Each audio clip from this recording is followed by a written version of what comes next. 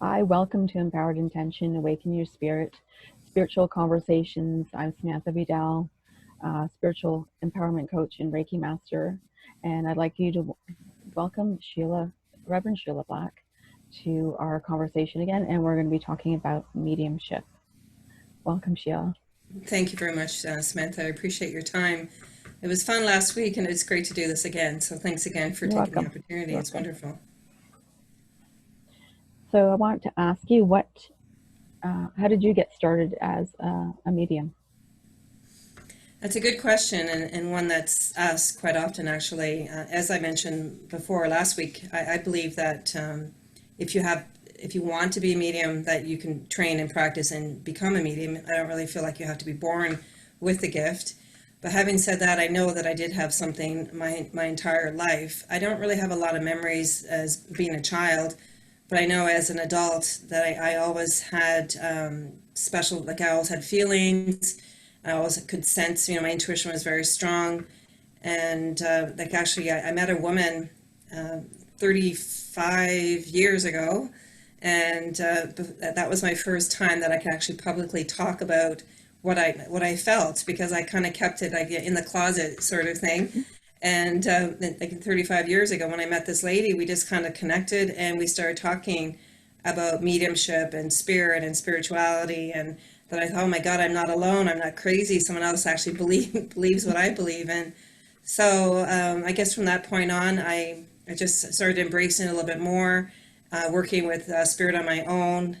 I was able to give messages to some of my friends, and it was kind of a little bit all over the map, though. It wasn't really polished, if you know what I mean. Mm-hmm. I started getting messages, they call it scrying, in the bathroom mirror when you'd have a bath and the room gets kind of steamy and the mirror gets steamy. I could see images in my mirror, and that's when it really started becoming very, very strong.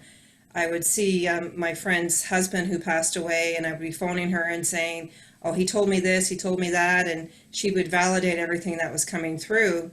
And that was just unusual, I guess, for me. I Yeah. never had that experience before, but that's what really started the strong connection. Yeah. Yeah. Yeah, and then my mom passed away almost 12 years ago now. And when she passed away, again, I saw her in the mirror. And I was actually getting out of the bath, and I looked in the mirror and I could see her standing behind me, and I could feel her hand on my Mm-hmm. shoulder. And I thought, and I started to cry, and it wasn't tears of sadness, it was actually tears of joy, Mm-hmm. because I was so happy that I could connect with her. And that was a pivotal point in my life, and that's when I knew that I had to do this good work to help other people. Because I knew that if I could help other people feel what I felt when I saw my mother, that it would be so healing. That's how it Yeah. started. Yeah, and then actually just after that, I went to the Spiritualist Church of Burlington, my first encounter with spiritualism, and I walked in and I just felt at home, and everybody there was welcoming, and they didn't look at me like I had three heads. They all believed the same thing, that there is spirit. Yeah. And then eventually I started to study. I started taking training through that church, through various mediums, various instructors, tutors from around the country and around the UK, in the States, all these different trainings that I had. And it basically kind of helped to polish the gift that I had, and it made me be more streamlined and a little bit more professional instead of being like kind of willy-nilly with Mm-hmm. messages. It was more specific and more focused, shall we say. Yeah. Yeah. Yeah. And what kind of mediumship do you do? Okay, so that's another good question. So mediumship there's different ways of working. And there's actually, when you go to see a medium for a reading, that's typically called mental mediumship. So basically, the medium will usually see it inside their mind's eye. So I'll just explain that maybe a little bit first. So there's the clairvoyant, which you've probably heard and most people have heard of. So that's somebody who sees, like sees within their third eye or in their own mind. That's a clairvoyant. Some mediums work that way. I also see in my mind's eye, and sometimes I actually see spirit, like sitting beside the person, or I feel their energy around me. It depends. Sometimes I say it's with my eyes open, but generally it's with my eyes closed. But I can describe how they look and that kind of thing. And then the next one is the clairsentient, which is a feeling. It's more of a feeling that you have in your gut. And you can't explain it. You just know that it's true. One of my teachers used to call it that knowing, God knowing. You just know that it's true. So Yeah. you feel whether the person's, like how I work, I also use the clairsentience. I really feel my clients' loved ones, their personality. It comes through very, very strong. So that's one of the strengths. I know I feel them very, very strongly. I feel the love that comes through. Like sometimes I'll have a client, and whether it's in person or via Zoom, the love from spirit is so strong, and it comes through my body to my recipient, to the client. And it almost makes me want to cry because it's so beautiful. It's just wonderful how spirit can really work that way. So there's I said already, the clairvoyance and the clairsentient. Yeah. And then there's also the clairaudient, which is the hearing. So then you could hear, sometimes you may hear outside your head. You may hear, sometimes I hear my name being called, and it's like, yeah, what did I do? Who called me, right? Sometimes you hear it outside your head, and then other times you may hear it inside your head. You may hear words inside your head. You may, I know it's funny, but you may hear differently, whether it's outside your head or inside your head. And I basically work with all three of the main, they call them clairs. There's lots more clairs that people work with. Like you can have the sense of smell, the sense of taste. There's all kinds of different other ones as well, but those are the main three. And again, it's funny because I always thought I was more of a clairsentient feeling and a clairvoyant seeing, until I had a really bad sinus infection one time, and I was working at one of the churches, and I couldn't hear anything because my ears were so clogged. And then I realized that I do hear as well, so it's all three. Right? That's how I work, using all three. That's very cool. And do you work client direct, or do you work in a different way? That's also a good question. You've been doing your homework. So for our audience here is the difference between client direct and what else is called spirit direct. So when you're working with your client who's in front of you, usually you're working client direct because the person is there and you're connecting with their energy and you're bringing through spirit that belongs to them. Not always though. Spirit direct is when the spirit person comes through first, and then you need to find what they want and what they want to say to your recipient. So when you're working one-on-one, whether on the computer or in person, generally it's mostly mostly client direct, because that person, the client, is already sitting there. However, we as mediums, we need to know that we're not just working for the client, we're really working for spirit. So we need to honor that and respect that spirit is coming through. They're working really hard to connect with us, and they really want their messages to come forward. So that's, we really need to work spirit direct and client direct. I like to do a bit of both. But again, in the church services, it's a little bit different, because you can go to the person. Like sometimes I'm working at churches and I'll kind of look around the congregation, and you may see someone that has, I can actually see spirit beside them, and they look like them, so you know right away they're related to them. Or you may sense energy that you just feel kind of drawn to somebody, and you go to them. That's more client direct in the public forum. Spirit direct, more in a public forum, would be you're standing on the podium, working in the church congregation, and spirit comes to you. You feel them, you see them, you hear them, and you really get a sense of their personality, like the real sense of their soul. And you know who they are. You give the evidence to the congregation, and then the congregation needs to say whether it belongs to them or not. So it's a little bit different. And with spirit direct, you need to make sure you have a lot of details so people know. Like you can't just say, I've got a grandma here and she liked to bake cookies or something like that, because it's way too general. With spirit direct, you need to be very specific with all the physical evidence and anything that can prove beyond a doubt who it is, so there's no question. So I hope that answered. I kind of went around on that one. And I guess, does it get confusing when there's groups? Like when you're in like a church setting or there's a group setting, do you find it easy or difficult, or it depends on the circumstance? It really does depend on a number of things, actually. Yeah, my own energy, how I'm feeling that day is one thing. It's important to get good rest and be healthy to be able to do this kind of work. That's one reason. Also, if the energy is really low in the congregation, like people are just really quiet or really sad, it can be hard to raise a vibration sometimes. But generally, you go in there and I don't find it hard. It's different. It's because there's a bit of showmanship too, without being vain. Like you want to entertain a little bit and make people have their interest still there, but you need to be respectful of spirit as well, obviously. So it can be different because you may get a bunch of spirit coming through at once, and you need to ask them to kind of line up behind you so you can take one at a time and know who the recipient is. It's really important to get validation that you're with the right person when you're in a public forum like that. Or if you're doing a group reading, whether it's on Zoom or in person, like it's really, really important that the right recipient gets the message. And have you had any funny incidences that have come up? Oh yeah, all the time.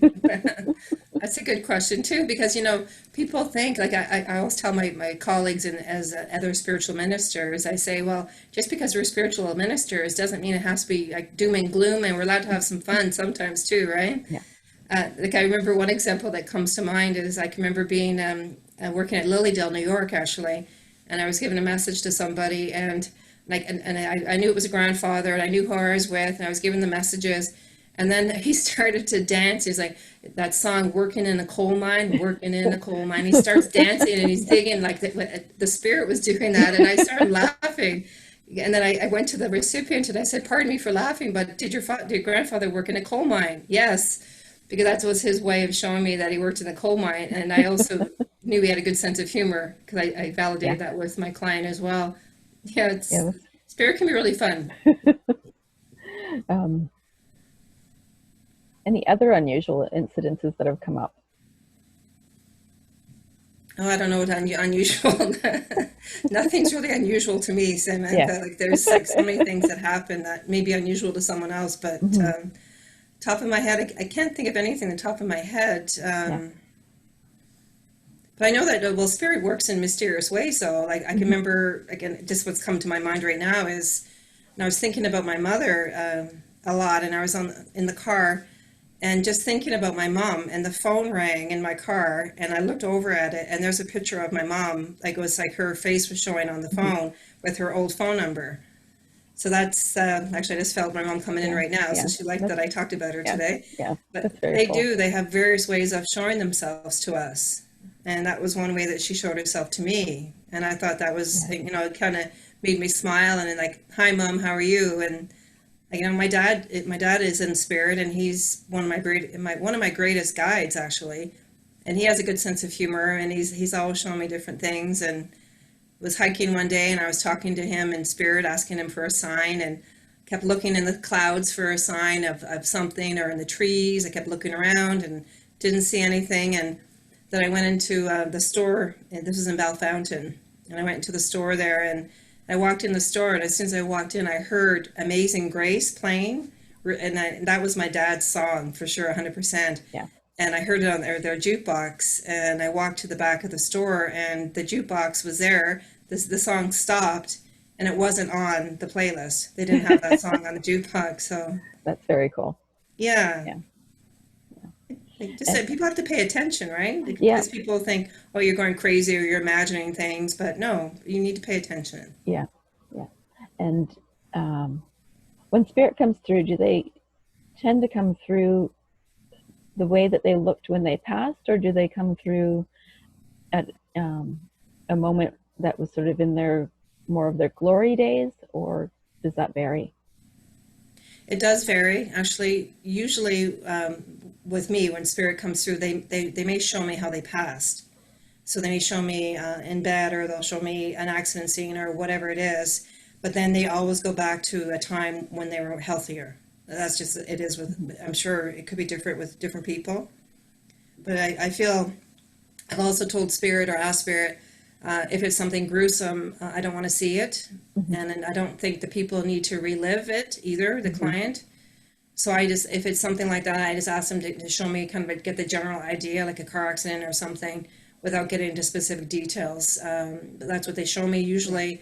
And then they'll go back to, yes, a time when they're healthier, or a time when they had fond memories together, shared memories, all kinds of different things. But no, they definitely don't want us to remember them in their dying day. That's for sure. Yeah. And did you want to talk about a little bit about healing, or? Sure. So healing, healing is such an important part of what I do as well. And when I first started doing this work, I was really focused on mediumship, and that was kind of all I did. I went to a school in down by Lilydale, New York, and they also focus on healing. And again, I did all the training and everything else, and I was doing the healing, but I still kind of felt it was more mediumship that was more important, because mediumship is healing. It's verbal healing. But then I started getting into the physical, spiritual, mental healing with my clients, and realizing how important that was, that it is. So I started adding healing as well as the reading to my clients, what I do now. And the healing that I do, I think I may mention in our last session, but I use all kinds of different modalities. I've had Reiki training. I don't use Reiki. I don't use the symbols and all that kind of stuff. But I feel that's a good platform to get people started. They can get the attunement with Reiki. I had Reiki for 10 years. I never used it, and realized 10 years after why I got it. I was able to use Reiki qualifications to do healing in hospices. I was working in hospice, and that's one modality that they would let us do. So I'd pretend I'm doing Reiki and I'm doing spiritual healing. But so basically, spiritual ministers, we all believe in a higher being, and as I know you do as well. And so as a spiritual minister, or as a spiritual healer, we become the channel for spirit. So spirit comes through us, and I focus on, when I do healing, it's more passive, whereas mediumship is more active. Like when you're in mediumship, you're really putting your energy out. Because as a medium, why we're called mediums actually is because spirit comes halfway to meet us. They have to lower the vibration to meet us, and we have to raise our vibration to meet them halfway in the medium. That's why we're called mediums, right? So it's very active, and you're trying to raise your energy up. But with healing, you become more passive, and you just allow. So like when I have my clients, I sit behind them with my hands on their head, and I just allow the healing of spirit to come through me into them. And I don't think of anything, I don't try anything, and the energy and the healing goes to whatever part of their body, mind, and spirit that they need. And then again, I use different modalities, crystals and sound and scent. I work shamanic healing. I do some shamanic ceremonies with a native flair to it as well. Do drumming sometimes to do. Sometimes the people they carry. We carry a lot of baggage from past relationships, past hurts. So it's important sometimes to clear the past from clients, and that's usually using a more of a shamanic healing technique that I use. But I find that the healing for the majority of my clients have come to me because they've lost somebody. Not all, but most. And they don't realize how badly their bodies, mind, and spirit are hurting. And so when they have the healing, they're like, wow, I had no idea how good I could feel, or how much I needed that. And it just makes me feel so happy to help people. Because when we're grieving, we hold it in our body. Like we don't, in our stomach or other parts of the body, we just hold this energy in, and we need to release it, excuse me, to help us heal. So it is important to heal with the hands-on healing, whether it's people use different modalities. I think any healing, as long as it's for the highest and best and the intentions are set, I think whatever type of healing anybody uses, I think it's very wonderful and welcome. Yeah. And mediumship helps people to know that their loved ones are still okay and are still around. And often you have a better communication sometimes when they've passed than maybe you had in the lifetime. Because that's very true. You sometimes don't feel like you need to explain things to them because they just know. That's very and true. understand. And then It you is can, very true. so I think when you're doing mediumship, you're allowing people to have that comfort in knowing that they are able to have that conversation in a safe environment. Exactly. And they have to feel safe for sure, because a lot of people come in there. I have some people that come that are skeptics, Mm-hmm. afterwards they're always like, wow, that was great. I had no idea. And I like a healthy skeptic, actually, because Yeah, when spirit comes through and proves beyond a doubt who they are and gives them specific details yeah. that I couldn't know, it's actually really good. But most people really want to know that their loved ones are okay. Mm-hmm. You know, if they've lost whoever it is, it doesn't matter. But if they've lost a loved one, and they want to make sure that they're all right on the other side, especially if they died tragically. Especially, I find Mm-hmm. that. But that's what, and the spirit will come through and validate that they're okay. And it's kind of funny too, because whether or not they're spiritual on the earth plane, when they go to the other side, they have to have a bit of a wake up call, Mm-hmm. because they can't deny what's going on. Yeah. And like some spirit people are more natural at communicating, just like some people on the earth plane are better at being mediums. Mm-hmm. Some spirit people can be stronger. And what I find with the readings that I do, whatever the personality was like on the earth plane, they have the same personality on the other side. So I generally find like the big loud people get to the front of the line usually, and the people that are kind of shy in the background, I Yeah. have to kind of invite them to come in. Yeah. That happens. That's very cool. Hmm. Awesome. So, do you want to talk about what we're planning on doing next week?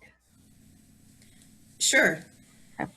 Yeah, it's going to be, Sam and I have been talking about try to involve some other people from our community to come in, and next Tuesday at the same time, we have a 12:30 call. If anybody out there would like to join us, we would have a live Q&A on Zoom, and you can ask whatever questions you want regarding spiritualism or mediumship or healing, and myself and Sam will do the best we can to answer your questions.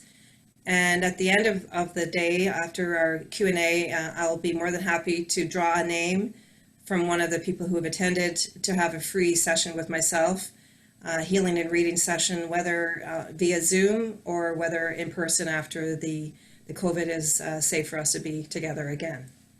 That's wonderful that you're offering that, Sheila. And if you want to drop your email into, or email either Sheila or I at, it's Samantha at poweredintention.com, and it's beonewithspirit@hotmail.com to attend the Zoom call for next Tuesday at 12:30. Sounds great. I'm excited. So Hope we am have I. a lot of people show up. Yeah, yeah. Look forward to it. Thank you, Sheila. Thank you, Samantha. It's been great chatting with you again. See you next week. Okay. Okay. Bye. Bye.